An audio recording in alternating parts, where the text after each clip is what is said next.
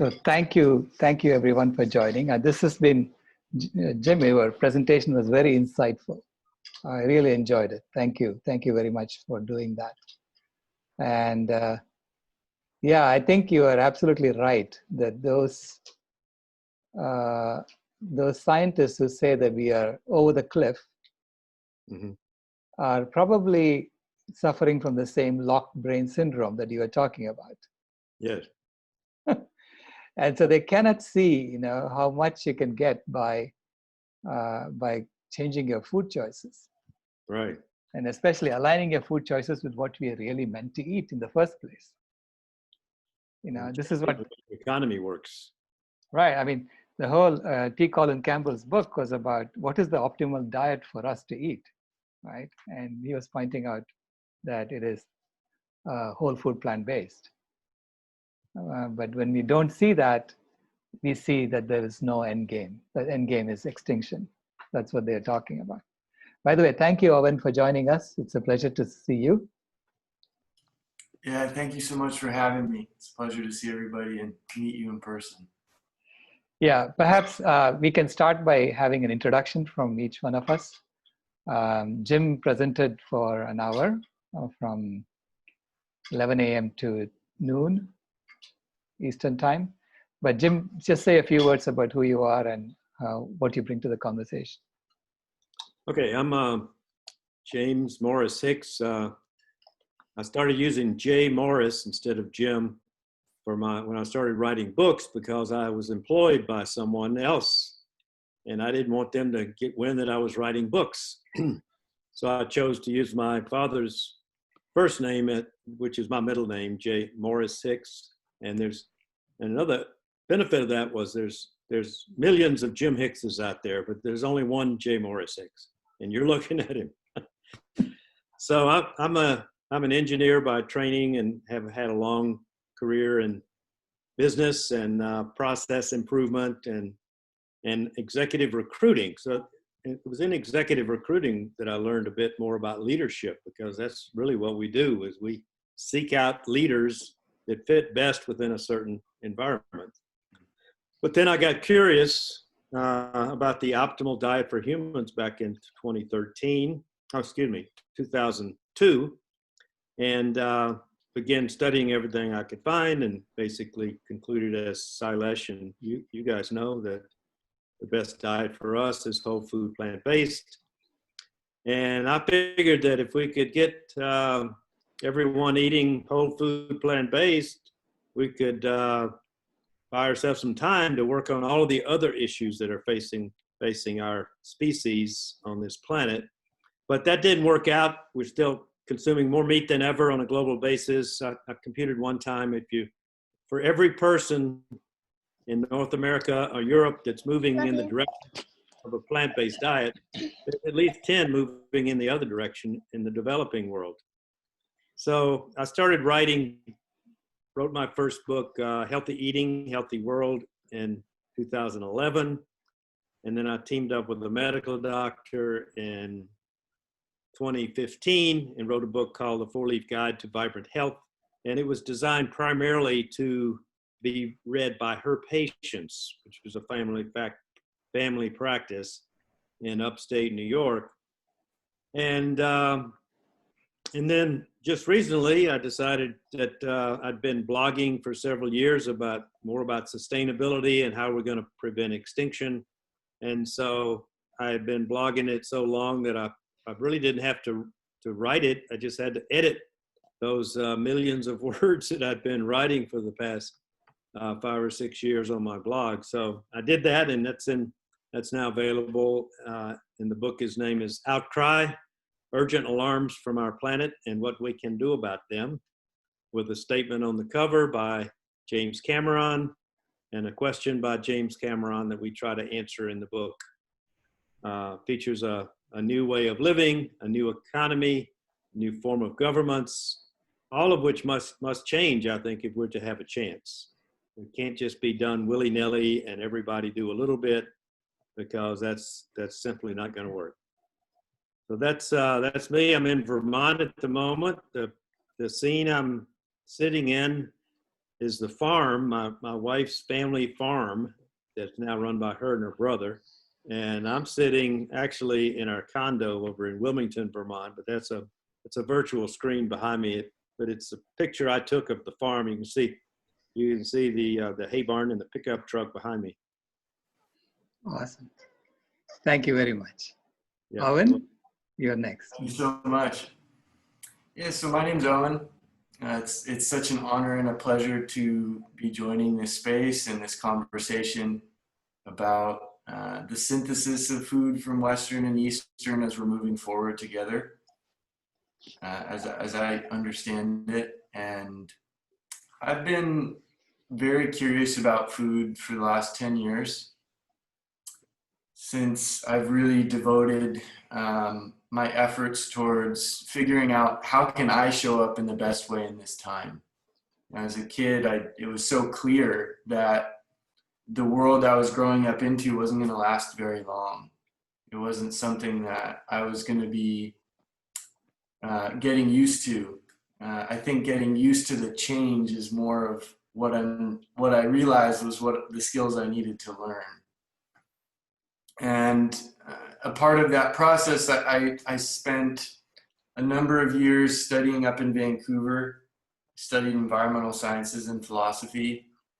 And that was where I really got really curious about the different systems, views, and the ways that we were collectively creating the world we're living in, and how it impacts every single one of us and the planet. And I've been, from that process, I'm now running a project called A Million Miles to Home, where I'm going to be spending the next 30 years traveling around the world, learning and connecting with all of our relatives around the world who are a part of this global community we're creating, and having conversations and talking and getting curious. How can we work together? How can we honor our differences? And how can we create a world that works for everyone? And food is such a big part of that conversation. I mean, I don't think I need to say much. Like, I think we all inherently know that how we choose to eat is how we choose to relate to the land, is how we choose to impact one another. And so that will be a big part of my inquiry over the next 30 years, is really getting serious and curious about what's working and what's not working, and what are the different layers of impact we're seeing based on how communities are living. And the core question behind my project is, how do we each participate in creating sustainable, harmonious, and prosperous community? And this comes from a very extensive process that was led by Hereditary Chief Phil Lane Jr., who co-created these guiding principles. And those words were ones that were refined over a 50-year process as words that would guide all of us. That if we think about how do we live sustainably, how do we live harmoniously, and how do we live prosperously, that will arrive somewhere much better than we are right now. Mm-hmm. And so I've been studying about food personally and in a lot of ways for the last 10 years. So I'm just excited to sit in and have a conversation, because no doubt it's necessary that we're all thinking about it and talking about it. So thank you for having me. Awesome. Thank you, Owen. Ray, would you like to go next?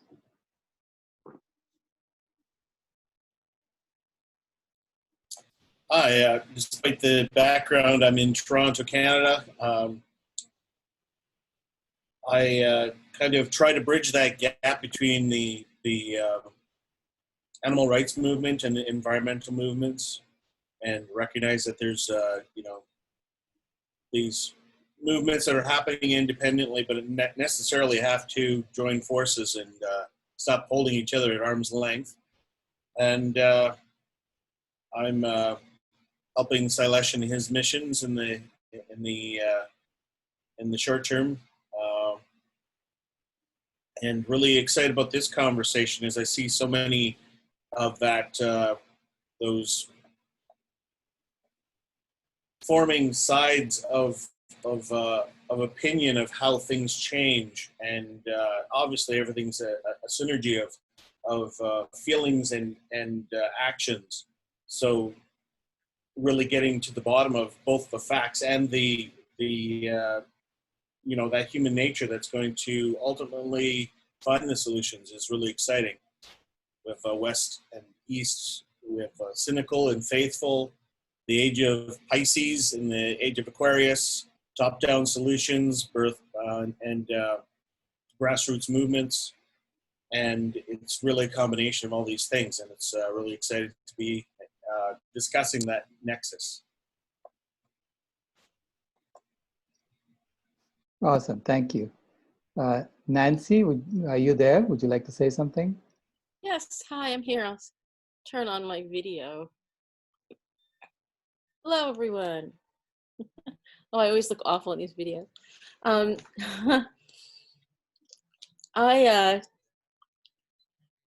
Briefly, I went vegan almost 6 years ago and hit the ground running, very passionate about it, and learned about all the different issues. And it's kind of astounded me that there's so much we don't learn in school and that is not projected in major media that really should be.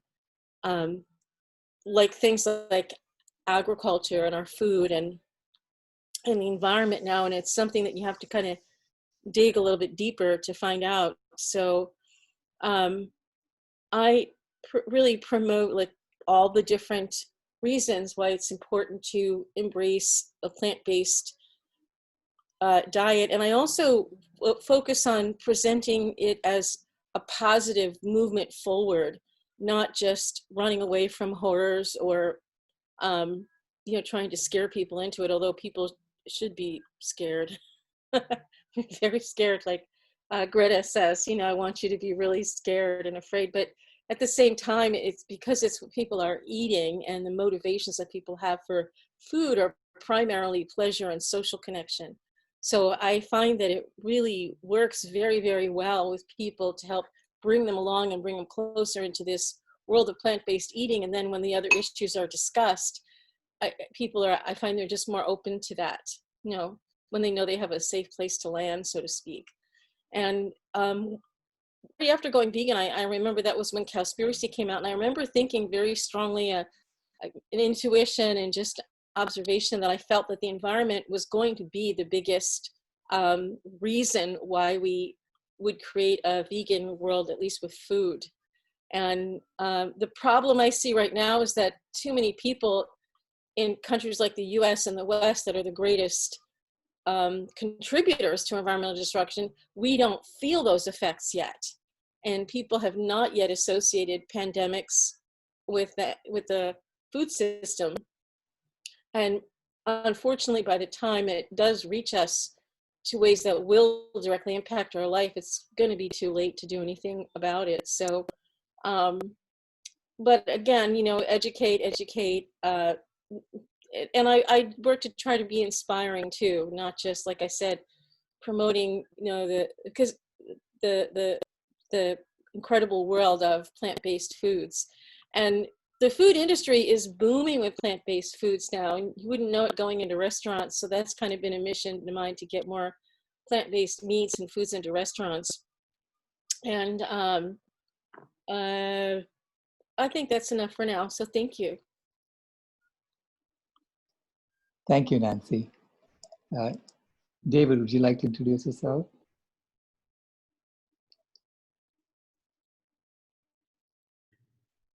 Hi, I'm David Tejeda, and thanks for bringing up this topic.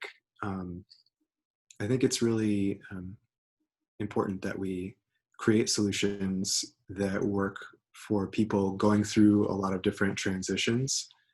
And sometimes people, have had a rough time, like making the transition to vegan. And I think it's some way that we can make it welcoming to them and create more education and ways for them to be able to make those kinds of transitions can really help to move towards more of a plant-based diet for more people. I think that's a big part of creating solutions for sustainability in the world. It's a great thing for peace and also for energy. And I'm working with a number of different projects right now that are involved in that in some way. Even though I'm on my 6th attempt at being vegan, where my body kind of had some issues after about 6 months, and I've had to stop. So I don't like that. I'm all, pro on the philosophy, but I've had kind of some organ issues where I get to a certain point and it appears that my body doesn't adapt. So I myself am looking for more education on that subject, even though I have a degree in nutrition. So I've spoken to experts and all that kind of thing, but I feel like there should be lots of options so that we can not put people off. I know in talking to people about plant-based diets, I've seen that people be very defensive of like, oh my gosh, you're taking the pleasure of my life away, and these kinds of things. And so finding ways to first reduce, just eat less meat, and also ways to address the shifts in the body more comprehensively, so people can be more successful at making the transition. Those are some things that I see. And one of my contributions is working on creating a project with a number of other people that is putting together a plant-based restaurant. And we're also working on creating a number of other solutions that fit along with that plant-based lifestyle, and sort of modeling and showing how that can be done, and also includes energy shifts and other pieces like that. So if any of you are interested, you can talk to me more about it afterwards. Awesome. Thank you, David. Before I move to Eitan and ask if you would like to introduce, I just want to give you a resource that I just found. Dr. Michael Clapper is organizing a 12-week course on plant-based clinical nutrition. Oh, cool. Yeah, and he's very knowledgeable about this kind of transition and what happens to the body. So I would highly recommend that. It costs $200, but it's 12 lectures that he gives every 2 weeks. Yeah. So look up Dr. Clapper, or DOCTO. I'll write it down on the chat. Okay, thank you. Yeah. Eitan, would you like to introduce yourself?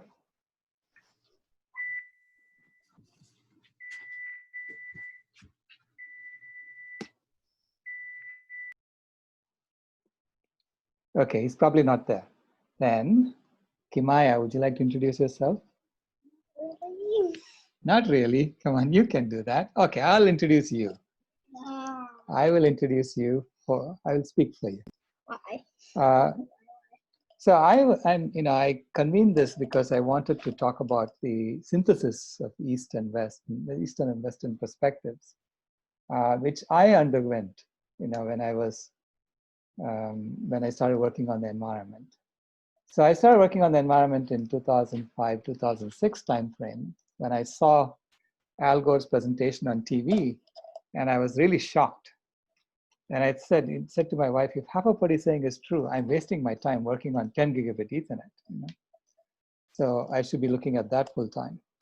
So I started looking into it, and I realized it's actually far worse than what he's saying, because he only focuses on the energy equation, and there is a lot more to it, as we all know. So the more I studied the environment, the more depressed I got. So by 2009, I would say that I was probably the most depressed person on the planet. At least I felt like I was. I thought that we were all going to hell in a handbasket, and there's nothing I could do about it. Okay. But you see, I was brought up in the Hindu tradition, where my parents always told me that you are just an instrument of God. It's all God's play. The whole world is God's play. And as an engineer, I'd begun to move away from that perspective. I said to myself, that's not true. No, we are in charge and we are making a mess, right? And so I started looking into that again. What were my parents saying? And maybe, is there something to it? Because I'm depressed, I might as well look for any kind of solution that works, right? Ultimately, as human beings, we tell stories and we play games. And this is how we coordinate our actions over millions of us and even billions of us. So I started looking into our story of, are we really, are we in charge or is God in charge? I began to question that.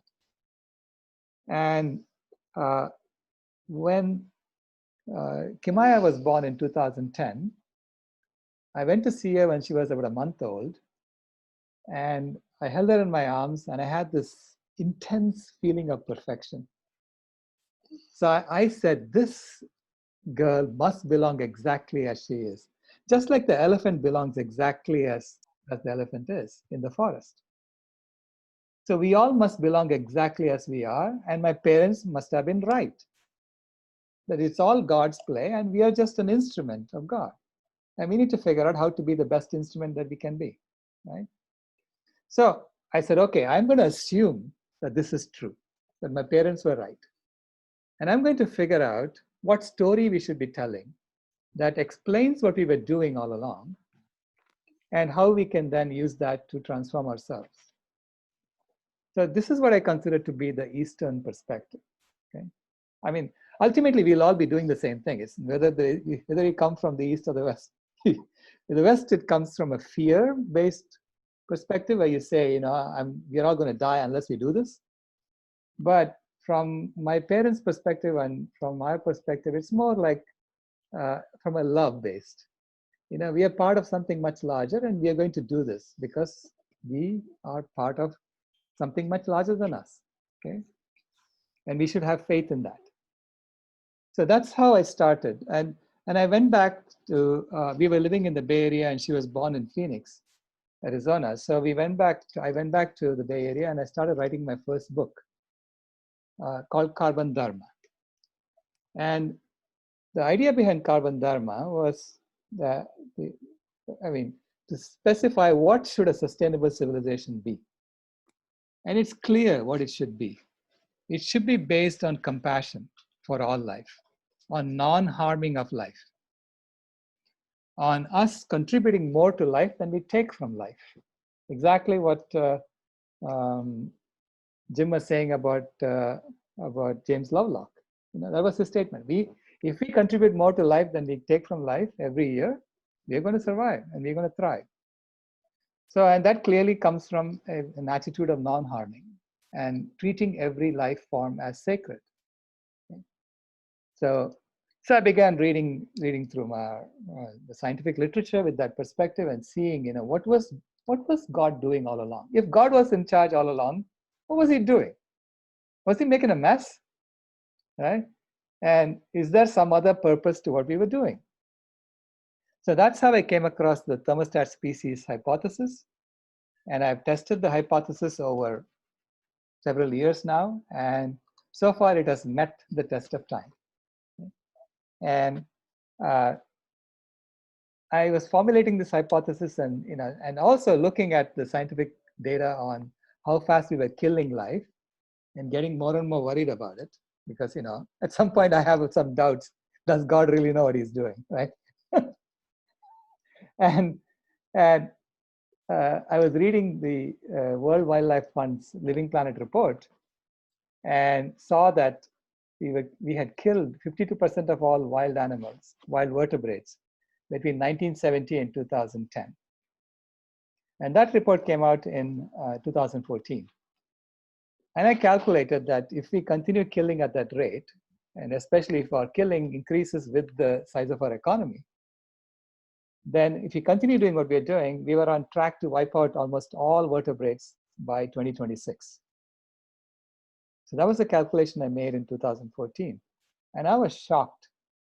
And because I realized it's much, much faster. The transformation has to happen much, much faster than I thought. We don't have a century. We don't have 10 years. Yeah? I mean, at that point, we had only 12 years, right? We had 12 years. So when I made that calculation, I blurted out to Kimaya, and she was 4 years old at that time, in a public forum, that there will be more wild animals in 2026 when she's 16 years old than when she was born in 2010. Okay, and I said, I promise you that, we are going to make sure, as my generation, we're going to make sure that that happens. And I said that in a public forum, and everybody got up and clapped.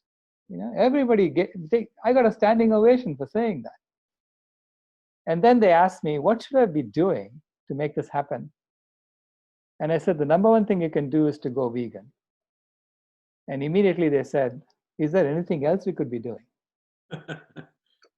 So you see that, there is something about the harming of animals that we do routinely that we think is part of our story, right? So then I thought, what if I'm wrong? I'm making this extrapolation based on, economics and exponential functions. Let me go check the literature to see how others, like biologists, how do they calculate this? And I found a model that they use. It's called the predator-prey model. Okay, and by that model, they were saying that, yeah, the animals will die out, and then we will die out, and then the animals will come back, and then we'll come back. So it's a cycle. So I contacted the author, and I asked them, so it's called the predator-prey model, and it's a differential equation that explains how predators and prey, populations change, and it's fairly common in biology. So I contacted the author and I said, have you thought about the fact that human beings are not really like any old predator? We actually deploy technology to find the last remaining fish. We deploy technology to find the last remaining animals, and we kill them. So is it more likely that we will just follow the exponential model until every animal is dead, and then we'll die? Or we'll start dying somewhere very close to that? He said, oh my God, I haven't thought of that. Because they were using a very static model. So I realized at that point that maybe my calculations are correct. I don't know. So I waited for the next report from the World Wildlife Fund to confirm that.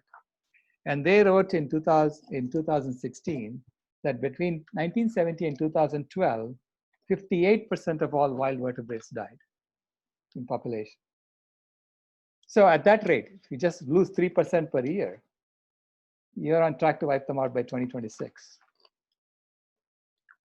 Okay, so I made that calculation in 2016, November, and around the time of her birthday, her 6th birthday. And one day, my job at night is to read a story to her and put her to bed. So I was reading a story to her and putting her to bed. And at the end of the story, she asked me, Grandpa, can you tell me who are the first human beings? And I tried to explain to her about evolution. So I said, imagine that you're standing on the street and you're holding your mother by your hand. And you ask your mother to bring her mother to stand by her side. So you create a long line of mothers on this side of the street. And on the other side of the street, you get a chimpanzee to do the same thing with her mother and her grandmother and so on. By the time these two lines go from Phoenix to Tucson, they would merge. There'd be only one single line because both lines are going to say, that's my mother too. So immediately she sat up in bed and she said, what? Are you telling me that animals are my family? And I said, yeah, now that you put it that way, they are your family. And she said, then why are people eating my family? She started bawling. She said, so-and-so is eating my family. She started naming names of all the people she knows who are eating her family. And, my job was to put her to bed, and here she was screaming away. So I said, Kimaya, stop. I am trying. This is what I do. Every day I get up and I try to do this. It's my job to make them stop. And she looked at me wide-eyed and she said, this is your job? This is your job? You haven't done your job. So when will you do your job? And I said, I have to do it by 2026, otherwise we are all in big trouble. And she said, promise? I said, okay, I'll promise. She said, will you give me a pinky promise? And I said, sure, I'll give you a pinky promise. And then we pinky promised. Like this.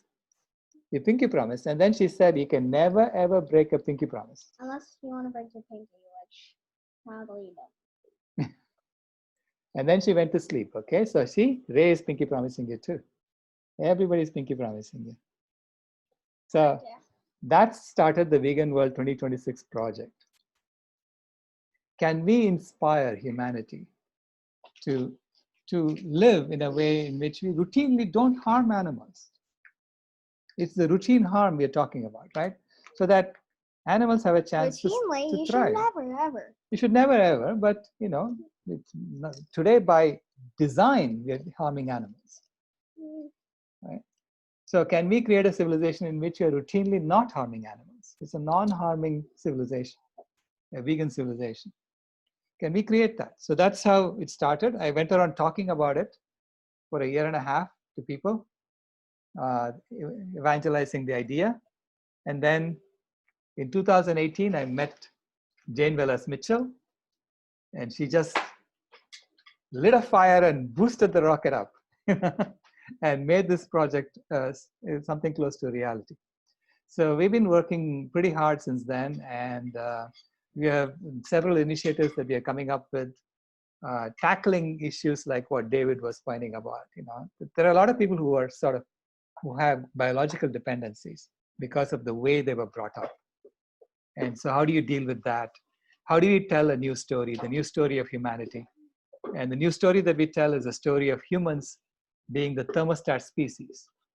Okay, so I'm convinced that this is what God was doing. If there is a God, that's what he was doing.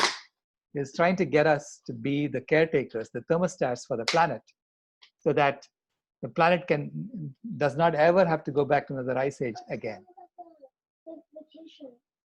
So that is in the book Carbon Yoga, the second book that I wrote. And we've been pretty hard. I mean, Nancy has been working with us, and Ray has been working with us on this. And it's a pleasure to have Jim join us now, so we can explore these ideas and see how we can roll this out in a way that becomes exponential. See, I've been studying Gandhi a lot too, because I see him as one of the most successful social transformation engineer on the planet. He did a lot. Even though he wasn't ultimately successful, he got independence in name only, which is what we got. But I think he was hamstrung by the circumstances, and he was really on his way to do it.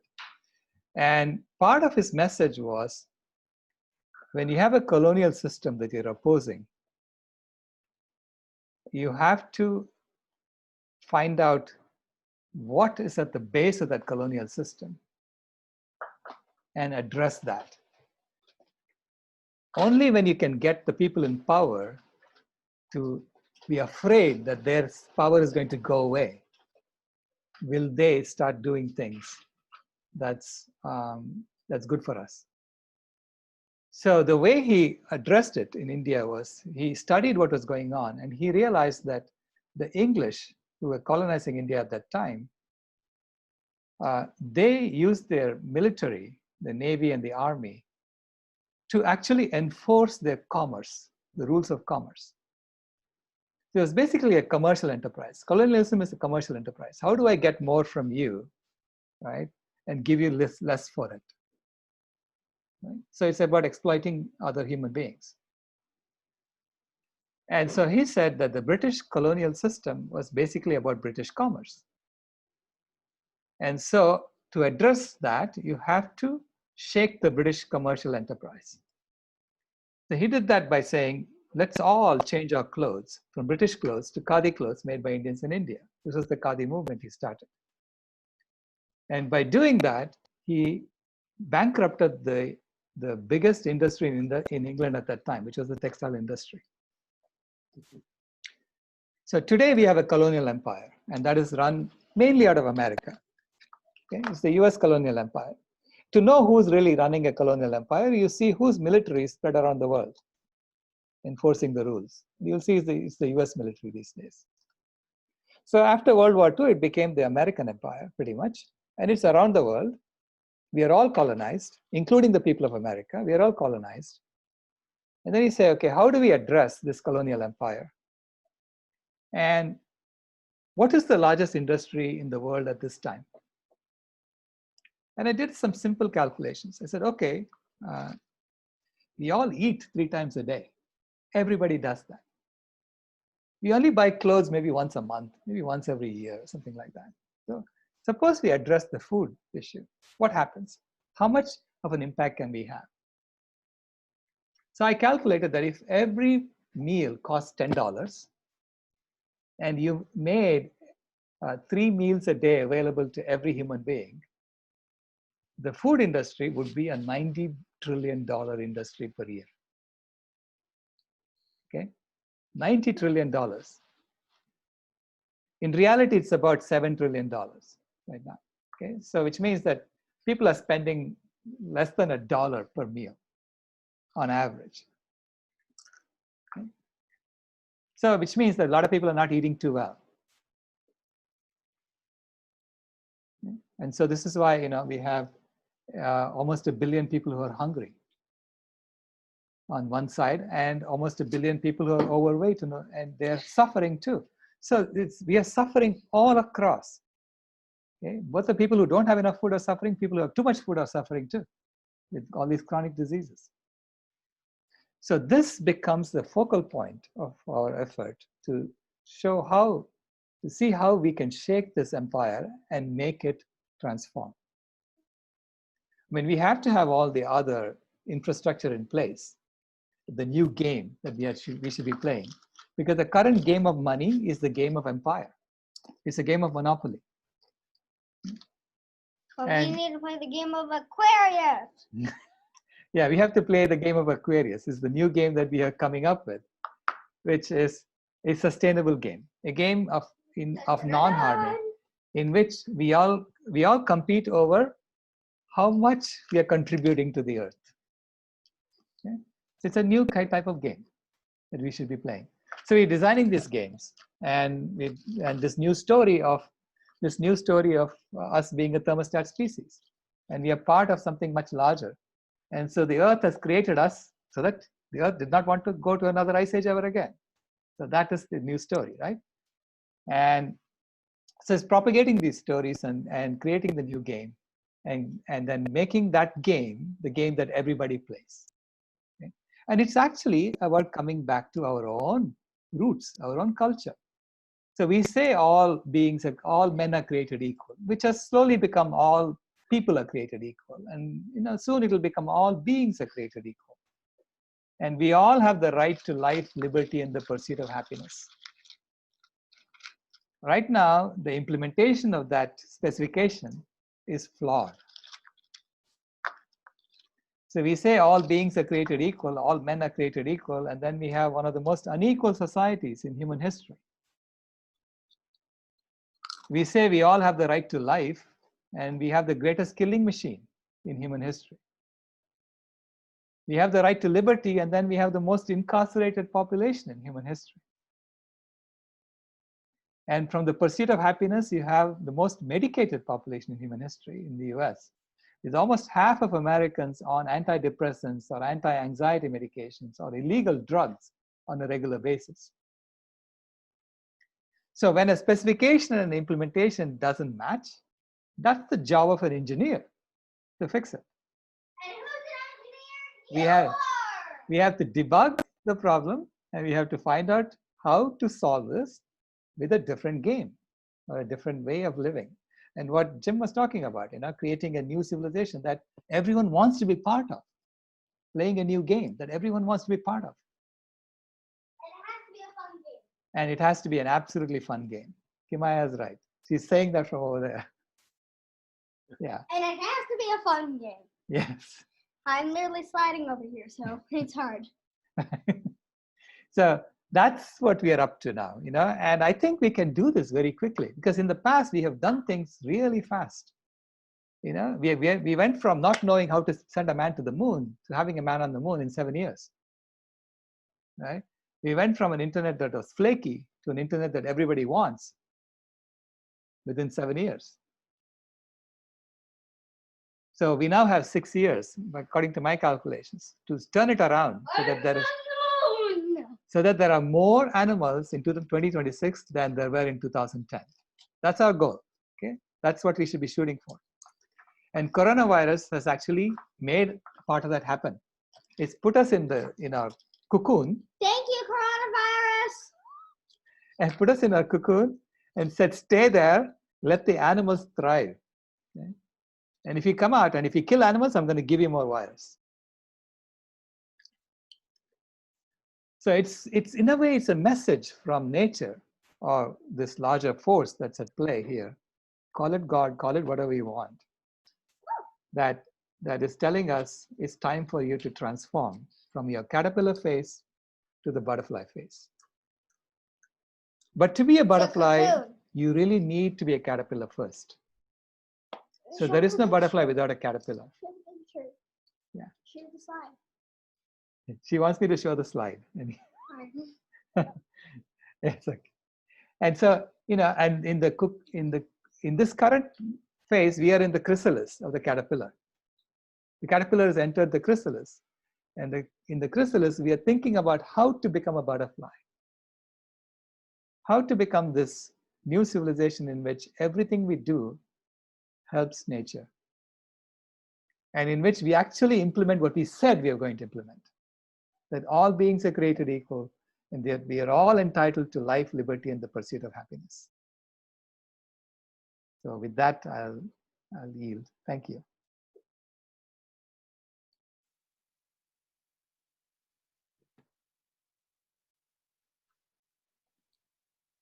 Can you hear me now, Silas? Can everyone hear me? Okay, I had a thought about God while you were talking. I grew up and was raised in the evangelical world of the Deep South. And we all hear a lot about that now. But I was troubled when I began to realize that maybe there wasn't the kind of God I was told that there was, and that we had to be saved and this and that. And it was Dr. E.O. Wilson that helped me kind of connect all of those dots. But I just had a thought about God while you were talking, Sailesh. And I was thinking that, you know, when I was born, we didn't know how many planets there were in the universe. We probably thought there were, 20, who knows? But now we know that there's billions of planets in the universe. Nobody's really figured out how they got there yet. And whereas we figured out where we came from, in terms of evolution, but we haven't figured out how the planets got here. So maybe that was God's role. Maybe there's a God out there that's in charge of the universe that made that happen. And then God left it up to the planets to figure out a lifestyle that worked for them. And he cared about the beings on those planets. So he sent his son. Maybe he did that. But he left control in our hands. And then I go back to my mother's advice to me when I was a little boy, and I was forced to memorize Bible verses and go to Bible camp every year and go to church 3 or 4 times a week. But my mother told me, Jim, God gave you a brain and he expects you to use it. And she also said that I was going to go to college. There were 5 of us, but she singled me out. It was because I was the oldest boy. And there was sexism was alive and well in the Deep South of Mississippi. She told me I was going to go to college. And I've been trying to use it, but I've been trying to explain this God thing that I was taught as a child. But then again, there are some estimated 4,000 religions in the world, and all of them were taught something different. So all of them can't be right. And so maybe they're all right. They know that there's a God. Or they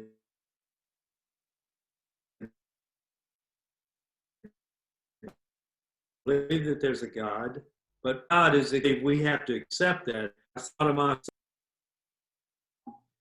think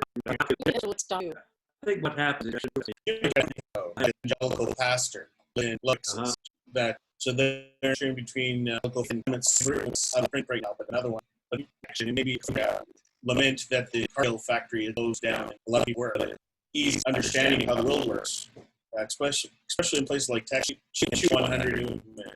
Out of hand is to really see it that way. We see that there's a joint movement with fossil fuels, but it's obviously a huge error in this movement that we're ignoring these agricultural tools to solve the crisis. We're working to remove some of those political barriers that are obviously preventing anybody from talking about it. Yeah, locked brain syndrome, I call it. Yeah, that was great. That sums it up pretty well. I truly believe that you have to eat animal protein to survive or be healthy, and it's just not true. And unfortunately, it's a protein myth that's believed by, I would say, 95% of the most educated people in the world. And the food system that we have is designed to, generate a lot of employment, largely through redundancies that are unnecessary. You talk about the 10-to-1 ratio of food energy and calories being wasted.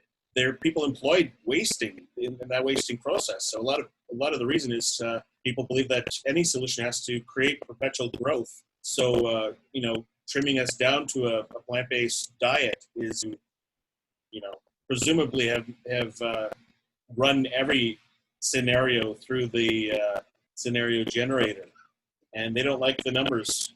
So we kind of have to attack the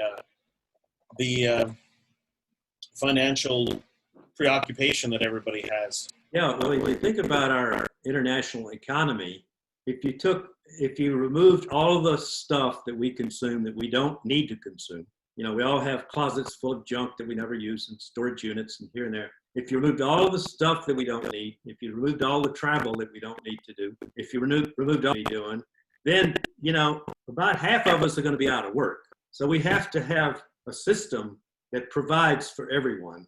And everyone has food, everyone has shelter, everyone has health care, and everyone can choose how they want to work to improve the natural world. And that's how they gain skill, because there aren't any jobs anymore to that. And when you get to down the road of artificial intelligence, there's going to be even fewer and fewer jobs. So we have to totally rethink everything. National leaders talking about it. It's just about, keep the train going, keep the demand going, keep the economy going, keep everybody working, and get me reelected next time. I see no brain power at work on Capitol Hill on either side. I'd like to add something. There's a group headed by Connie Spence called the Vegan Justice League, and she's someone, I think they actually hired someone for the government to address the agriculture imbalances and injustices. And the other part that I firmly believe agriculture, at its roots, is really a drug industry. And it's the only industry that would really, I think, I'm just saying that kind of an educated guess, that would truly suffer when animal agriculture ends, because most of their products are given to farmed animals, fowl and fish, and then people to recover from all the illnesses that they impose on us.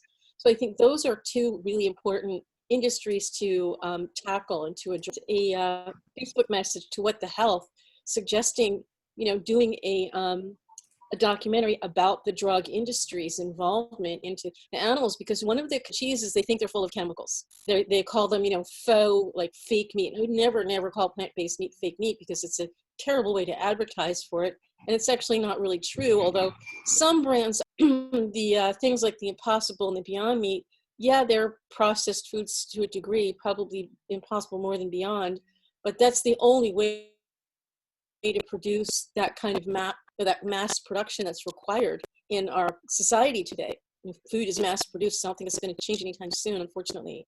So when I look at, we want to change behavior, we want to change things, we need to look at why that behavior is there and what's powering it. So like I said earlier, people's main choices for food are important to promote that in promoting vegan food, and how it's also in tackling the drug industry and the government lobbying in those. While we're talking about food, I guess we may have lost, I don't know, can I share for a second? Have you people heard of my 4-leaf idea? Yes. I'll review this slide here right quick. It was at the end of my presentation, but it's based on Colin Campbell's definition of the optimal diet. The closer we get to eating a diet of whole plant-based foods, the better off we will be. He didn't say vegan, because this is not necessarily vegan, because I could have 1 bite of meat per month, fine. So I created this scale, and I was at Colin Campbell's breakfast table when I pulled it out, and I said, I want to work out a system, Colin, that basically you get a score based on the percentage of your calories that you take in each day that come from whole plants. And I showed him the idea: 1 leaf, 2 leaf, 3 leaf, 4 leaf, and you know, he almost got giddy. It's not based on what you're avoiding; it's based on maximizing the good stuff. And so it also gives you some implied wiggle room. So there is a survey, some of you may have heard about it, called the 4-leaf survey, and you can take it online at 4leafsurvey.com, and you can minutes. So I've computed that only 10 is eating at the 1-leaf level or better. 90% are eating well below that, the people that need help. And so I've found a lot of people have found that a really easy concept. We got to get away from just calling it vegan, because vegan, you could eat Diet Coke and potato chips and be a vegan, you'd be dead. With a wife who doesn't eat the way 17 years I was by myself, so I learned how to be Trader Joe's. So I challenge anybody to tell me they can't cook or they don't have time to. The little bag up there in the top right-hand corner, that's full of broccoli and Brussels sprouts and cauliflower or whatever fresh vegetable, carrots. And I keep all of this in my refrigerator. These are frozen. The rest of them are frozen. I used to make my own rice, but this is 100% brown rice. Comes in a frozen package. And I call them the 4-4-4 meals, 4 leaf, 4 minutes, and $4. And I tell you what, I thoroughly look forward to every meal, and I can have a 4-leaf meal in 4 minutes. So it's a nice way. Somebody asked earlier about the books. That was my first book, The Healthy Eating, Healthy World, with Colin Campbell writing the foreword with his son Nelson. Dean Ornish endorsed the top of it, and former chairman of Xerox endorsed it on the back. And you can see all of my URLs here. 4leafprogram.com. That originated with a medical doctor and myself, and we wrote a book together called The 4-Leaf Guide that you can find on Amazon or anywhere. So I just wanted to share that with you. I'll yield and stop sharing. I'm stopping to share. Okay, next. Well, we lost Salesh, it would appear. He's back. He might be listening in. He may be keeping the video off just to prevent the skipping that was happening. Well, we were supposed to talk about grandchildren in this segment. I have 8, and I can talk a little about mine, but what about the rest of you?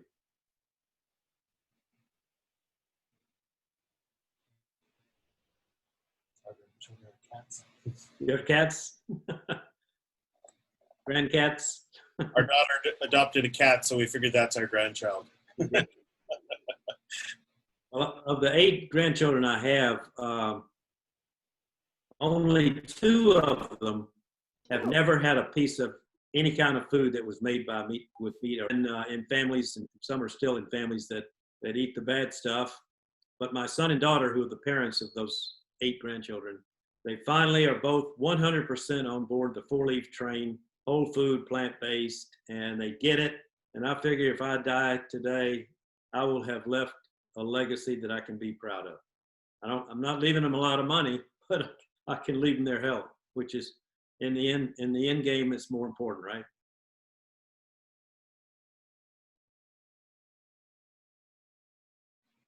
So I guess I'm the only grandpa. We have 2 children. We're not grandparents yet. I don't think we're going to be. They they hear us talk a lot about all this, and you know, and then I mean they're aware. They're of the age where they're aware of their future and how uncertain it is, and you know, right now that's definitely not something that they want to even think about. Right. Sure. So, but our son's been vegan for 5 years. Our son's 19, our daughter's 25. So it's the same thing, James, where I was like, if I die now, just knowing that that's my, you know, that if there are if there are grandchildren and if I happen to not be around to see them, that I'm confident that they're going to be raised vegan. So, but at least we raise our kids to be as passionate. There's the grandchild. Back. We could always borrow Silesia's grandchild.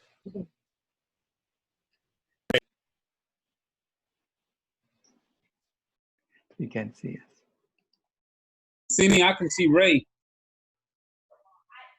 Hi, Melvin. Hello. Yeah, I Kimaya could see Ray. Hi, Melvin. Hold on. Can you see me? I can't see anybody now. I can see you. You can? Yeah, I can see you. Okay, I was seeing people. Hopefully now you can see us after this. No, I stopped it. Now they can't see. Oh, okay. Internet connection breakdown. Okay. Yeah, I had to turn off my video because otherwise it's having trouble. Okay. Kurt, I'm trying to, is there where I could do this Zoom on my computer? This is on my phone. There a code? Yeah, it's the same link, Melvin. Okay, the same link. Yeah, just type in the number. Oh, okay. Right. So, Jim, you brought up the idea of the four-leaf. Yeah. So it's very interesting because it's basically like a staged getting to veganism by stages. Because to me, veganism is not a diet; it's an ethic. It's an ethic of non-harming of other life. You know. Right. So because it's an ethic, it becomes a moral question, really, more than anything else. Do we have the right to go and do what we want to other animals? And if we do, then why stop at just eating, once a day? You can do other things. You can go kill them. You can shoot them. You can take a gun, and it's different ethics, right? The ethic of harming. And so what we are calling for is a change in ethics. I'm trying to figure out how to close it out on your phone. Just turn the phone down. I'm on your phone. Let me see. I can remove you from the phone if you want. Yes. They can hear.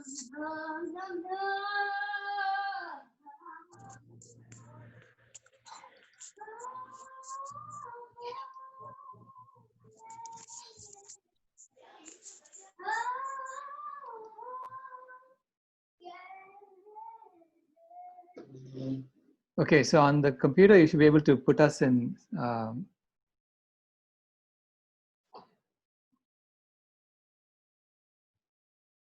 gallery view. You can see all of us then.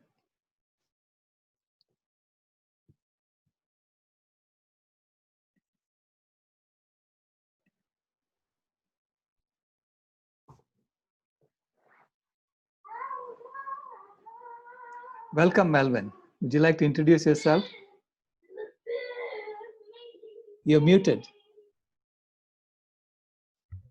Hello, can you hear me? All right, hi, my name is Melvin, and I'm in Tempe, Arizona, not too far from really down the street from Silesia. Probably given there's no traffic out here, I get to Silesia house in about 10 minutes now. That's how close we live from each other. And I'm a grandfather. I have 2 beautiful daughters and 6 awesome grandchildren that I'm trying to encourage everybody to transition to vegan, and having success with one of my daughters and intermittent success with the other ones. And the other ones, my grandchildren, if you mention the word vegan, they don't even want it. they just want it. But they know when they come to Pawpaw House, you're not gonna eat any dead animals over here. They know I got 3 of them over here now. You're not gonna eat any dead animals over here. So they know that. And one of my daughters is really she's really moving in that direction. And the other one, she has the awareness but no type of commitment to it. But you know, as we know, we just have to be patient and be the light, be the example. Both of my daughters are, I have one daughter with 4 children, and every time I think about it, I just shake my head. She's a single parent, 4 children, and other one 2 children, and both of them are in medical school. One is going for nuclear science, and she's laser focused on doing it. Both of my daughters laser focused on getting their nursing certification or degree. And one daughter will be graduating in December. If all goes well, she'll be graduating in December. And she's really headed into, and I'm really directing her into lifestyle medicine. She is so, this young lady is transforming by leaps and bounds. Leaps and bounds. I had a conversation with one of my grandchildren this morning, and I'm really proud of him about the wolves. I said, are you aware that the wolves are going to be extinct soon? He said, yeah. I said, well, why do you think that's happening? He said, for cows, they want to have land, you know, for cows and for getting furs. So my point is that my conversations are sinking in. It hasn't translated into behavior yet. But this is a 13 years old, and he knows that the wolves are going into extinct because they want the land for raising cows. So, you know,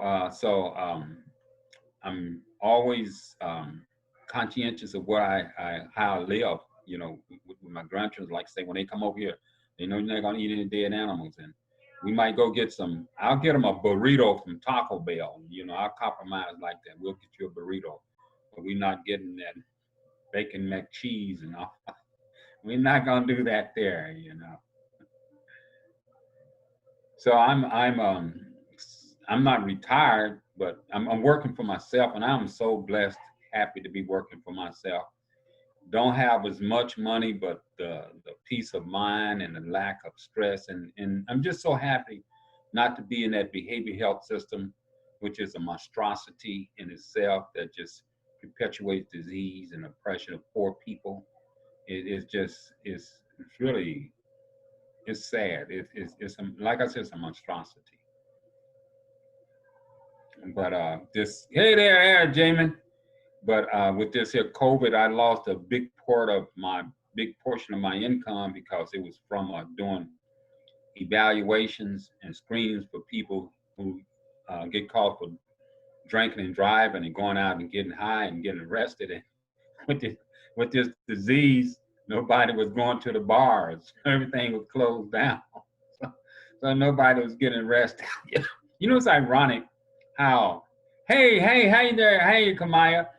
You know, it's ironic how this here disease have cleaned up the environment. You can hear the birds chirping right now, you know, and it just feels nice riding down the street without all the traffic and, you know, reduction in air pollution. And as I said, people not getting arrested, going to jail for drinking and driving, and getting $5,000 fines that put them on, and then other restrictions imposed on their lives because they got caught with some cannabis from smoking some weed. The police said, "You smoke weed?" "No." "Well, we want to test you." They test you. "Oh, you driving under the influence." "Well, I got my car." "Yep, you got your car, but you were still under the influence." and they put the consequences on these people and just, wow, you know, lay them down with fines and stipulations, and they have to get mechanism put in their car, and just, you know. So since this COVID has been going on, that business is almost dried up.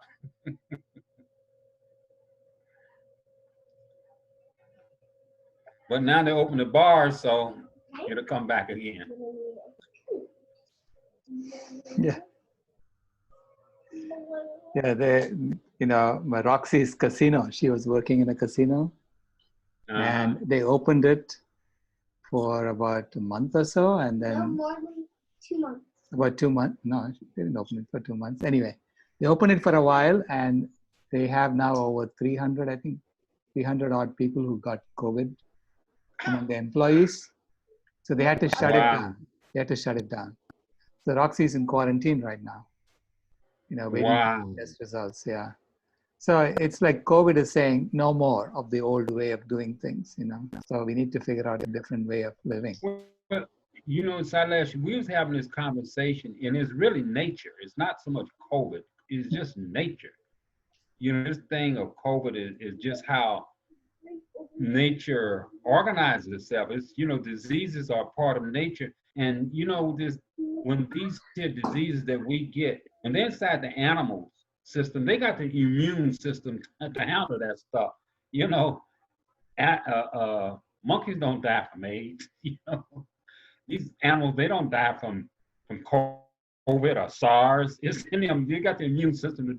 It's only when it comes over to us and our immune system can handle that, you know, and that's all part of nature. You weren't designed to eat these foods. You weren't designed. So it's really nature doing its job on us, you know, and trying to, it's a wake-up call for us. And this, the thing, I hope that humanity and heeds this warning, because we know here what tomorrow is going to look like, and we're not talking about 2 days after tomorrow. We're talking about right up on us, you know.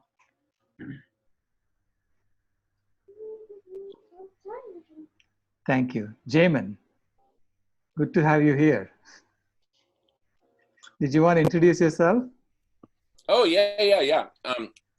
Great to be here. I'm just trying to manage a couple of things because we've got the Solution Club going on. Danny and I, Danny is at the bottom there with the lizard, we're basically on a field trip here, and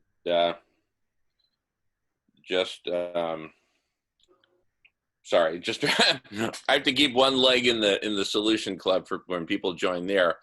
We're on kind of field trip day. But anyway, Jamen here, and very happy to be here. I know most of you, and I also want to welcome Danny, who joined also from the Solution Club on field trip day. So happy to answer any questions or give any updates, whatever you'd like.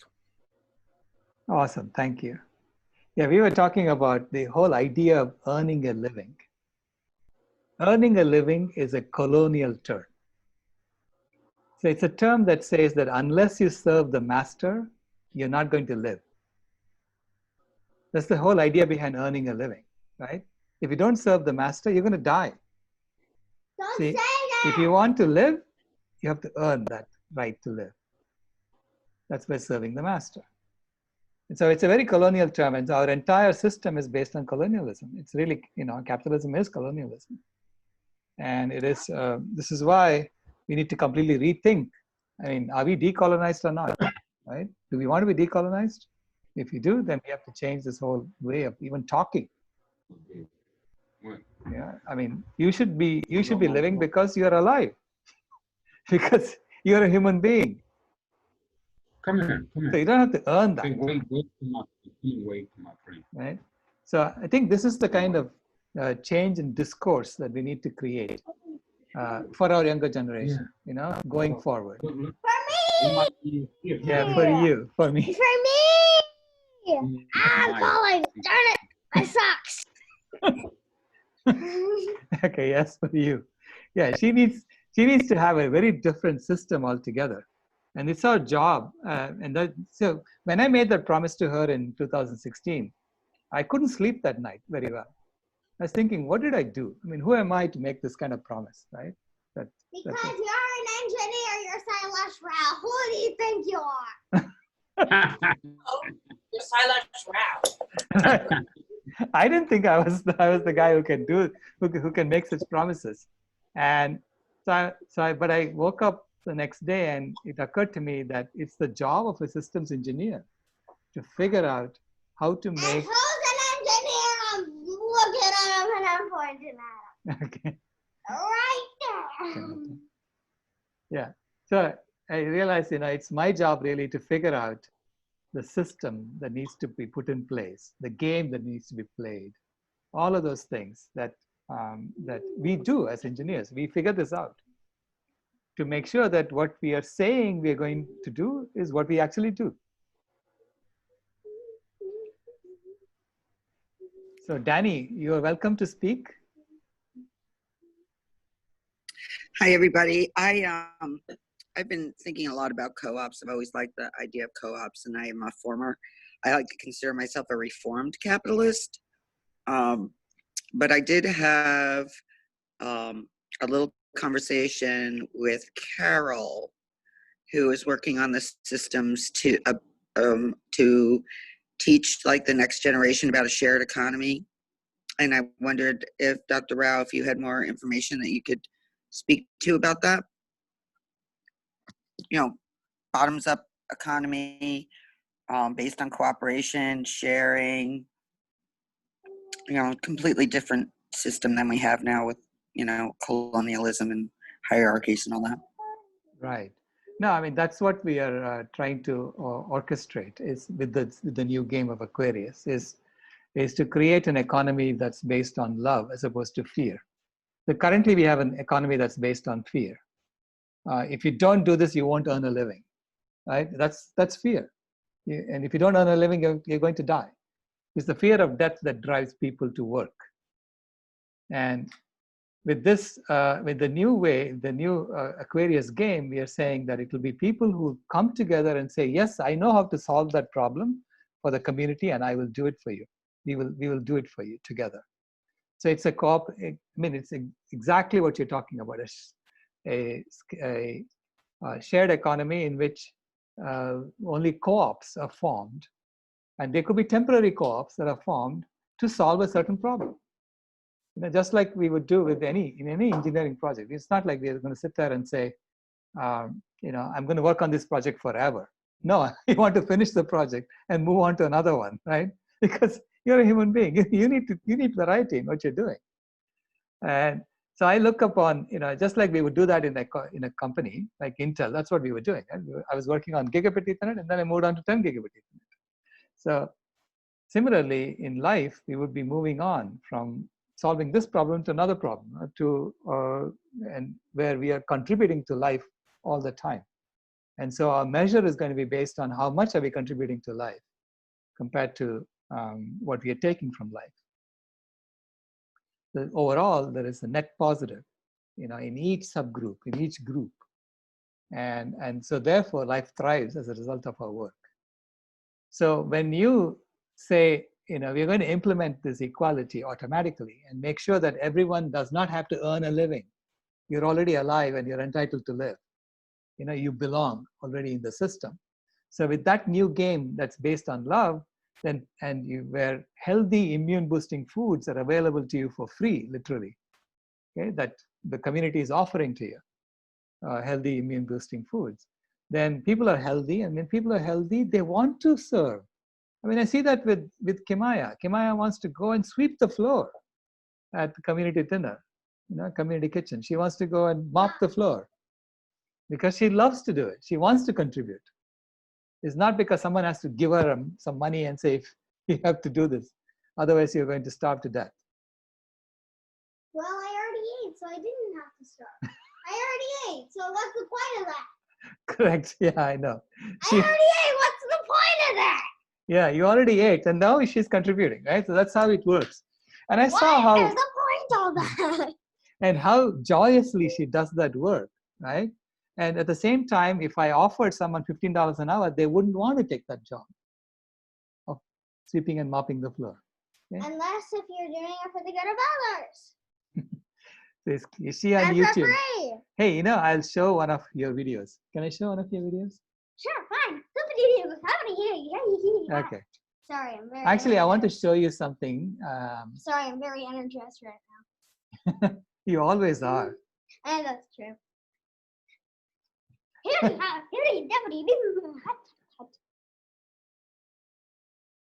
The Black Lives Matter again? Yeah, I wanted to show you guys this. The support for Black Lives Matter increased How many times have you showed that? increased almost as much in 2 weeks than it did in the preceding 2 years. You see that go through the roof? That's exponential change. Yeah, that's exponential change. So it shows you how we can actually do the same thing for veganism as well. The attitude that you don't have to hurt animals. What's the point of It's not about, it's not just about, yeah, we won't eat this. Once people see the ethic of it, it becomes impossible to eat it. It becomes impossible to do that, right? Once they buy into the ethic of it. And I think the ethic of it is what is sustainable. Because otherwise we say, okay, I can oppress my neighbor once in a while, right? Even though I know, that it's when we see this as, know our neighbor. and we see that as an ethical issue, we would never do that. We don't even know our neighbor, so how can we oppress them if we don't even know them? You just oppress someone random. Okay, let me show you her videos. Hold on a second. Wait, is it the ones from London? Yeah. Yippee!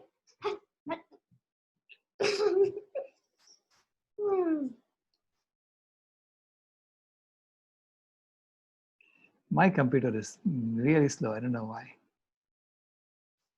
Charlie, your computer should be the fastest I know. of all of us.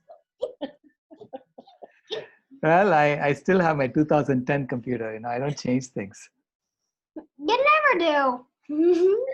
Are you on a Mac? I think you're an engineer, so Yeah, I have a Macintosh. Okay. Hold on, let me see. Sharing. May I make just a quick comment about? Sure. I've always felt that, we talked earlier, there are still people who think that we need to eat animals, which is getting easier and easier to debunk. And it's not surprising that there would be some experts around that are still saying that. But the growing evidence, the body of knowledge, not only that we don't need to eat animals, but how, animal profile damages the human body. And that's a really irrefutable thing. So I think that the more that the health benefits of, plant-based eating and the detrimental benefits can be proven, then the ethics can come front and center, because as long as people still think they need to eat these things, the ethics is never going to win them over. They're just, well, I'm sorry, but I got to eat. And then they'll want to be like, okay, humane slaughter and all those things. Right.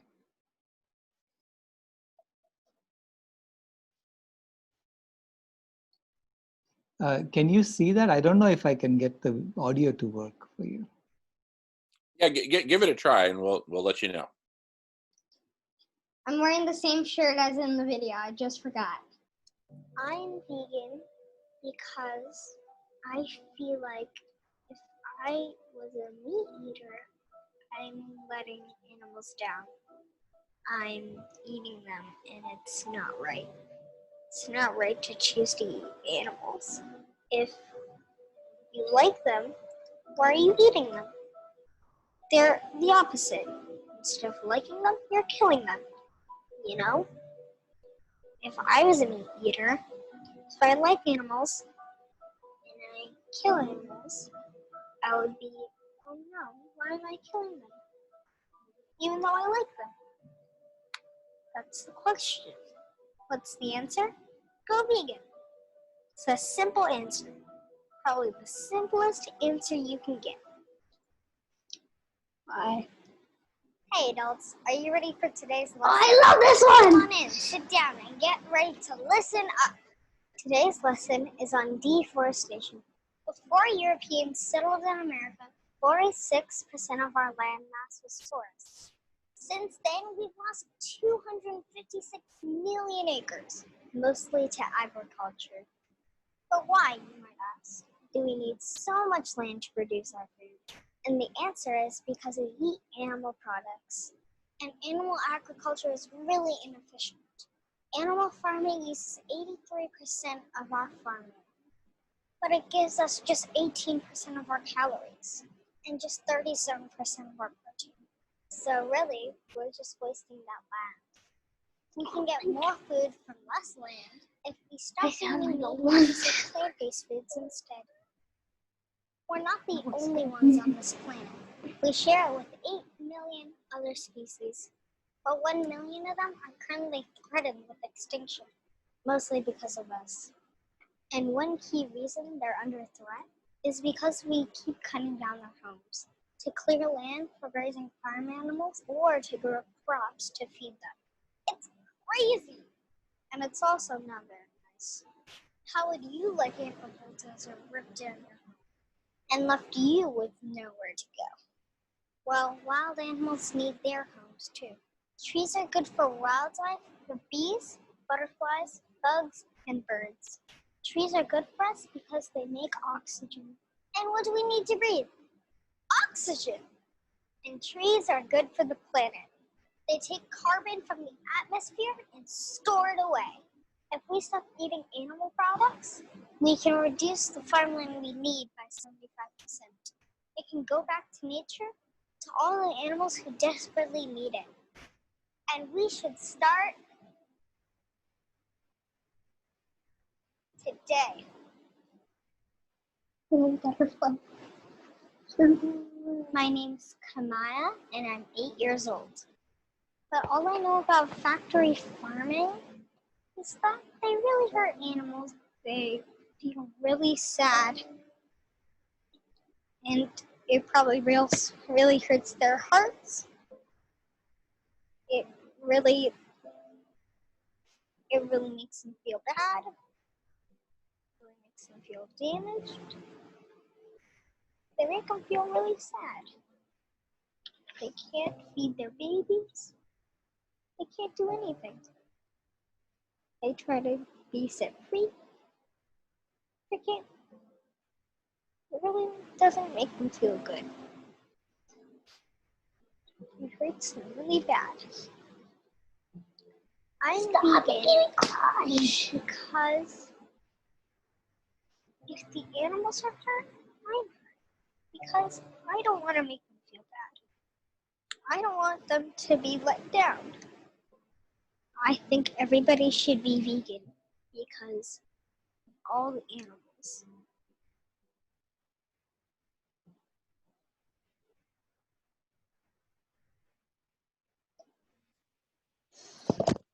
Man, I really don't want to cry. The part that gets me every time is when she says that it hurts their hearts.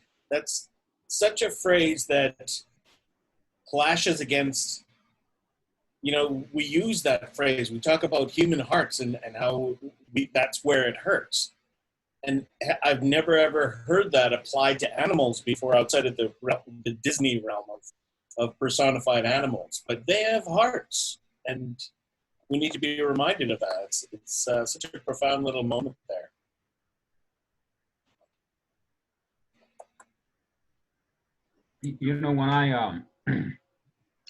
When I was a kid, and I think all of us had this experience, you go to the cafeteria, they put the milk in there for you.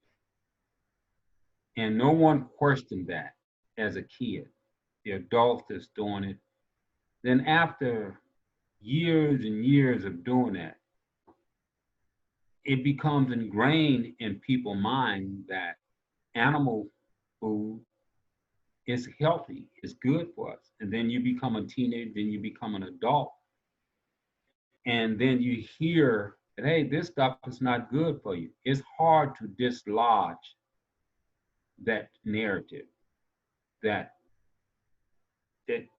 in people, the DNA of their thinking, and they really believe that there's nutritional value in animal food. But I've been eating meat all this life now. I'm 30 years old. I'm not dead. You know, they look all around and meat everywhere. So we're trying to go up against a culture that has normalized violence in the exploitation of animals for human benefit. And that's a hard thing to change. It's a hard thing to change. But the good thing is that we are making headway. I invited some friends over to my house. I learned how to make bacon because when I was growing up, I love bacon.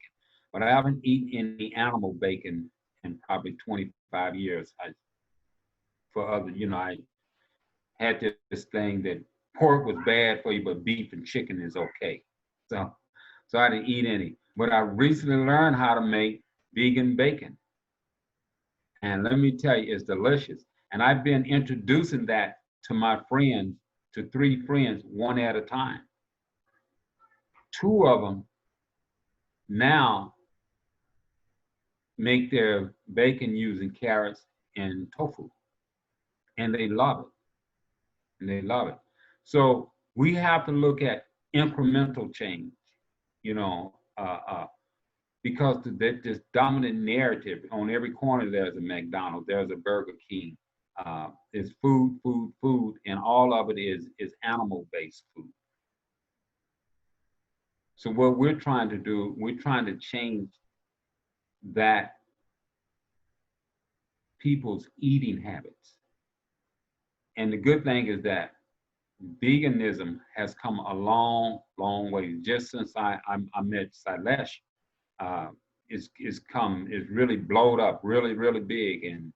I read somewhere where it said that more Black people are transitioning to veganism than white people, which is good. And we also talking about Hispanic people. So we do have, it's a lot of initiative, networks of people across the board who we're all doing the same thing.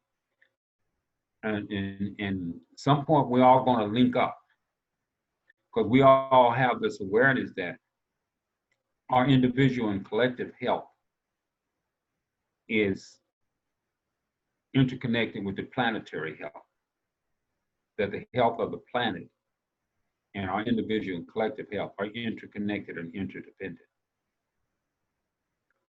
And Sailesh mentioned the thing of the ethics to people. And then Nancy mentioned up there about, made a comment to that. I found that when people vote with their palate, they'll change more. And like I did the guys with the vegan bacon, they changed. And these here guys were like, these guys really, really love their beef and their pork and all that. Now I got to work on getting them to transition from eating meat altogether, using tofu. So I'm working with tofu now, learning how to fix it for myself, and then going to invite them over and let them taste some tofu, some delicious tofu. So people vote with their palate. And Sailesh opened earlier when he mentioned something I really appreciated, that earning a living. I hadn't really liked the narrative that he told. Earning a living is like, it's slavery, where if you don't please the owner of the factory, you don't please your employer, you don't please the owner of the corporation, that you're going to starve. We shouldn't have to earn a living.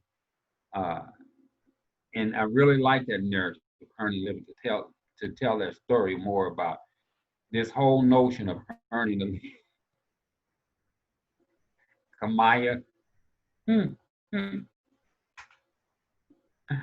Yeah, so we have to tell other stories, and I'm glad to hear Sailesh tell a story about moving from this thing of trying to earn a living to where we're trying to go to, where we have an Aquarius economy, that's based upon love. This is something else. One of the challenges that I come up on when you mention to people about having a change in this economy, they say, well, what am I going to do right now? How am I going to survive right now? So they come right there with what am I going to do right now? Do I, how am I going to eat? How am I going to pay my bills? We want to change everything. So we have to have something to a story to tell people when they make that, well, you want to get rid of the banking system, but how are we going to do it right now? So we have to talk about, gradualism, some gradualism, how we gradually going that way. And one of the stories that I think we all need to start telling more is, there's an animal rights movement. We got the Black Lives Matters. We got people out there fighting for gay rights. We got people out there fighting for income inequality, homelessness. We have everybody out fighting. And we have to realize we're all on the same team, that we're fighting the same system is creating it all. The homelessness, the racism, the gender inequality, the income inequality, the food scarcity. It's the same system that's created it all. And I've been saying, so I think it's important that we start putting that in our narrative.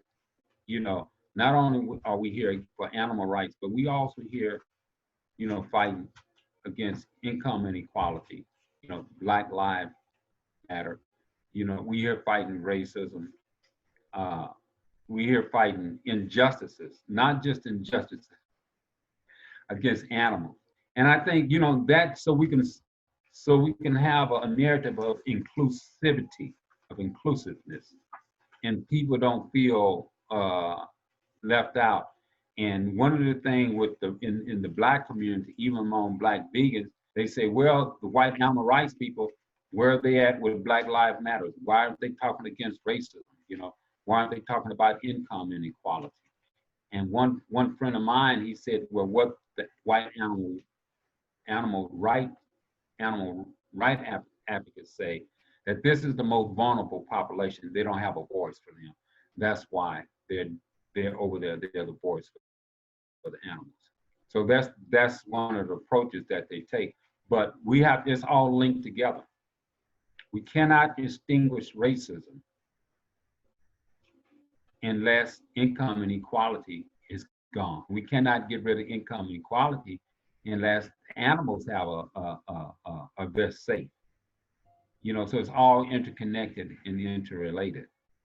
And that, I think that should be part of our narrative. Anytime we speak about the most vulnerable populations, and they are animals, and it is poor people. And in this culture, which is a class-based hierarchical culture, we got different layers of oppression. We have different layers of discrimination.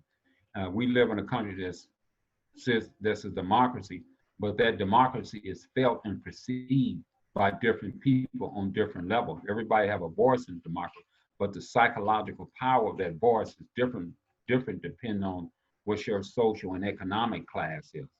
So it's very important that we recognize that we're fighting one system, and this system is producing a lot of ill effects. And we want to start speaking in a voice of inclusivity, talking about the poor whites. We rarely hear, well, I've read, we don't hear about the police killing white men, which they do kill a lot of white men. They beat up a lot of white men. We don't hear that. That story needs to be told. Here in Arizona about 4 years ago, or 3, this man was on his knees with his hand up, begging, pleading, please don't shoot me. And it was video of the guys significant. She was pleading, significant other was pleading with it. And the guy just loaded up his gun and pointed it and killed the guy, Mesa police officer. And they justified it. I don't know how they justified it. The man was on his knees bleeding, pleading for his life, a white man. So it's happening to all American citizens across the board. And we need to be more inclusive. And you know, when we say Black Lives Matters, it don't mean excluding that other lives matter. It don't mean that at all. It is speaking to the fact that there's a demographic, there's a population who is at a higher vulnerability, a higher risk for it. And you know, one of the things that I think that we know, if those on the bottom have enough to eat, if those on the bottom have food security, if those on the bottom have clean drinking water and fresh air, we're all doing well. We all do well. If those on the bottom is safe, we're all safe. We're all safe. And one of the narratives that I'm trying to share with Black people is that we need to move. I'm encouraging them, inviting them, instead of saying slave master and slaves, to change that. Because to change that to say we were enslaved, we were not slaves, we were enslaved. And don't call those guys masters. They're not masters of they're not masters of an insect. They're not masters of anything. Only thing we can be masters of, hopefully, is our own lives. They were oppressors. And start the narrative said these oppressors enslaved, you know, our ancestors. And it gives it a whole different reality when we tell that story than that George Washington, they were not slaves, they were oppressors. And they enslaved people. Because when you use the language enslaved, it clearly says there's no complicity in that this was a forced thing. So I think as we are the vegan, what we're doing, veganism is evolving too. Huge is evolving. And we're creating the language for it also. And one of the, Sailesh has been, so he's informed my narrative, him and Shelley Osthoff. She did a Deconstructing Democracy and Codes for a Healthy Earth and Whole Systems Health and Healing. And I think she really nailed it with the story of whole systems health and healing. You know, and systems thinking, whole systems health and healing. When we looking at the injustices that we are experiencing in the world, we have to look at them from a system perspective. And that's one of the things that Sailesh introduced to me to a long time ago. Sailesh, do you remember when I said, what do systems think? What is that? And that's what we have to look at it from a systems perspective, but then look at it from whole systems health and healing, how we can heal it all. Okay, we have to end this in about 8 minutes. So, Jamen, you had your hand up, please. Go ahead. Thank you. Really enjoying the conversation. Loved Kimaya's videos.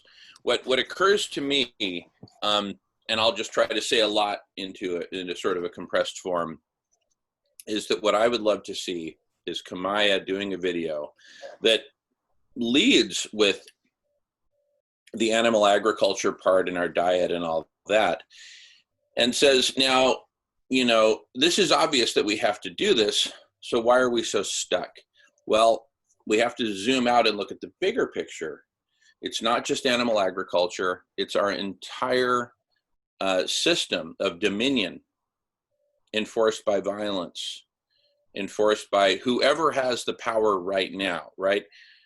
We're in a hangover from centuries, millennia of colonization, and we're just in the current configuration dumped on us by that history. And so the bigger picture here is we not only need to change our diet and transform our diets and our food networks, right? We need to transform our entire story, culture, politics, economics, our entire set of living arrangements, you know, who we are, our fundamental story of who we are. We need to transform all of this.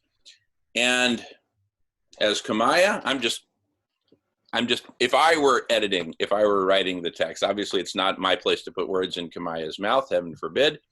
But if it were up to me, I would say, you know, in order to do this whole system transformation and whole system healing, as Melvin quotes Shelley, the access to this is very simple. Here it is. It's time for a conversation. Saving life on earth, it's time for a conversation. Healing life on earth, it's time for a conversation. Transforming life on earth, it's time for a conversation. Because until we invite people into a conversation, what they're going to hear is that we're preaching to them. And in this day and age, there's not a lot of people out there who want to be preached to, unless they've already identified their preacher and they go every Sunday to hear that person preach. But if I'm walking down the street and somebody wants to start preaching to me, I'm like, peace, brother, love you, you know, rock on. So if not preaching, then what is it? Conversation. Because in conversation, I look at Peter there and I say, hey, Peter, let's have a conversation, right? And look at Peter, look at his reaction. He's smiling, he's happy, he even looks great, you know. And so it's the most egalitarian thing. And I think that's frankly what we've been missing as a movement, is just as a movement of movements, shall we say. Bottom line, it's time for a conversation. Now, how do we get the world into conversation? That's a deeper subject, but let's first get clear on the goal, right? It's time for a conversation. All right, going on mute. Great to see everybody, and carry on, Silas. Thank you. Ray and Kelly, you're on, please.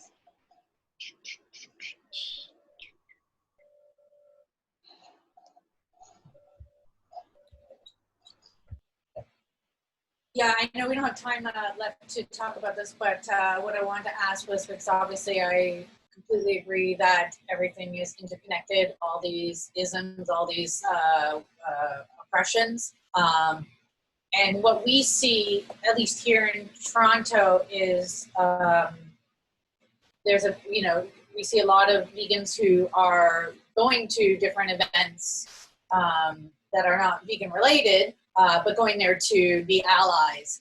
And I'm wondering, how can that be reciprocated? Because, you know, the majority of people the people who are coming in and supporting veganism, who might also be, you know, doing Black Lives Matter or LGBTQ rights, they're vegan as well. So they obviously are going to fight for all the different oppressions. But how do we get people who aren't necessarily vegan, but who are fighting injustices, to come and be allies for us? Like, how, I think that's the biggest struggle. And I know that that's something that Anita's trying to do now with the SAVE movement, is get more involved, because obviously what happened with Regan, and, you know, Regan was someone who wasn't just fighting for animals, she was fighting for all forms of oppression, you know. But I know, like, that's something that I think that we still struggle with, right? Is how do we get those allies, you know, even if they're not vegan yet, right? But that they understand it, and that they know that that's the right way to go, and hopefully, you know, will follow suit, but at least be allies, you know, if for nothing more than just respecting that there's, you know, there's people who are passionate about something, just as, you know, they're passionate about their cause, and there's always power in numbers. That's a very good question, Kelly. I think what we have been talking about is, how do we frame animal agriculture to be colonialist, to be racist, to be, you know, ableist and sexist and speciesist all together. So people who need to associate animal agriculture with all of those things, then they will come along, right? If they don't associate it with their favorite, with what they're really working on primarily, then they don't see the connection. So we need to really change the discourse on what animal agriculture really is. And it is all of these things. I mean, it is built into these things. All these oppressions are built into animal agriculture. And in the first place. So, yeah, thank you very much. Nancy, did you have something to say? No, I just got changed from a computer to my iPad, so I'm trying to figure out how to get the window to work. But I put something in the chat room that I felt was an important subject while we're talking about promoting veganism, and Melvin mentioned that Black people are the largest growing group of vegans, which is wonderful. And I've seen, some frustrations that I have with the animal rights movement, which is really the animal rights movement. And it occurred to me, especially recently, that how white people have historically animalized Black people in the same way that, and not in a good way, in a very condescending way. So I put up this thing out that, as far as, promoting animal rights, that we should reconsider saying something like "we're all animals," being, white people coming from that point of view, because of the negative connotations that still has for Black people, and also because what people think of animals is not correct, and we know that. So when we're saying we're all animals, we're actually saying to people who we want to reach, we're actually giving the wrong message. And I would rather say, in terms of promoting, animals, to promote their sentience, to promote their personhood, and help bring people closer to who they are. Anyway, so that was my little share, but I'm going to mute myself again. Thank you. And Nancy, do you know that your screen is shared? You've got screen sharing going on? Mm-hmm. And Silas, if you're the host, you can get rid of that if Nancy is unable. Yeah. Okay. You got it. Okay. I think Peter is on for the next session. Ray, did you have something to say? Yeah, well, first of all, thank you. It's good to catch the end of this conversation. And just real briefly, for those of you who are here, for the next hour, I'll be in conversation with Michael Dowd, Reverend Reality, who has just a beautiful perspective on things. And Michael, if you want to just give them one quick moment, and then folks can choose if they want to stick around or say goodbye to their friends. Sure, thanks, Peter. A friend of mine created a thing called the Church of Reality, and so I've been, my YouTube channel is Reverend Reality. I wear a green clergy shirt because I'm committed to the greening of religion, basically inviting religion and religious people to come home to life as divine. Every sustainable culture related to the living world with that sense of personhood that was just mentioned, that the animals have personhood, that we relate personally to the living world, and that's the only thing that's sustainable. And so we haven't been doing that, so we're now in the consequences. So most of my work, I've spoken to like 3,000 groups over the last 20 years. My wife and I travel all over North America. She's a science writer. I'm a minister. We're both climate activists and environmental activists. And basically where science, inspiration, and sustainability intersect is what we speak about. And it's a sobering inspiration. It's I focus on what's inevitable, what's beyond human control now, because the sooner, it's like that old 12-step prayer: God, life, reality, let me accept the things I can't change, the courage to change the things I can, and the wisdom to know the difference. And so those of us who are committed to world unity, committed to peace and justice and sustainability, it does our soul good to understand and to genuinely accept what's inevitable, and then be clear on what matters most, where we can make a difference. Yeah, thank you. And Michael's interviewed hundreds of the top thinkers, and it's amazing interviews, most recently a series called Post-Doom Conversations. Yes, Melvin, you have a question? Yeah, thank you, Michael. I don't know if I got